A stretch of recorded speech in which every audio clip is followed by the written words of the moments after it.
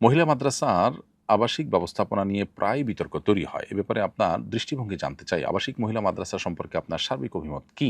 আমাদের বোনদের দিন শেখার অধিকার আছে, প্রয়োজন আছে।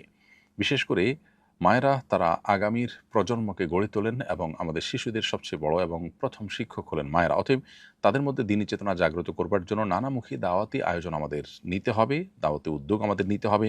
মহিলা মাদ্রাসাগুলো আলেমা, হাফেজা, দায়ে ইলাল্লাহ তৈরির কাজ করছে। এটা জোরালোভাবে করা উচিত। এটা নিয়ে ভিন্ন মত করবার খুব বেশি কারণ দেখি না। তবে আবাসিক যে ব্যবস্থাপনা সেটি আসলে মাদ্রাসায় মেয়েদের জন্য হোক বা ছেলেদের মাদ্রাসা ছোট বাচ্চাদের জন্য হোক, এসব ক্ষেত্রে সর্বোচ্চ সতর্কতা অবলম্বন করা জরুরি, যাতে করে কোনো প্রকার অনাচার এবং কোনো প্রকার অন্যায় কিছু ঘটতে না পারে। সেটি যদি যথাযথভাবে সম্পাদন করা না যায়, বরং সেটা যদি অনাচারের আপনার পরিমাণ বাড়তে থাকে, তাহলে সেক্ষেত্রে সেটা তো জায়েজ হবে না।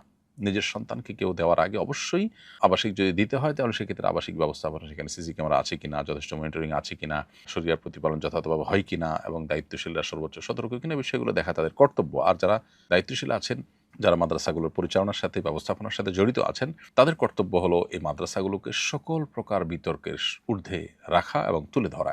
এগুলো যদি করা যায় তাহলে এটা অবশ্যই প্রশংসনীয়। আর যদি সেগুলো তারা যথাযথভাবে করতে না পারেন, তাহলে তো ভালো কাজ করতে গিয়ে তারা বরং গুনাহের কাজে লিপ্ত হওয়ার আশঙ্কাও রয়েছে।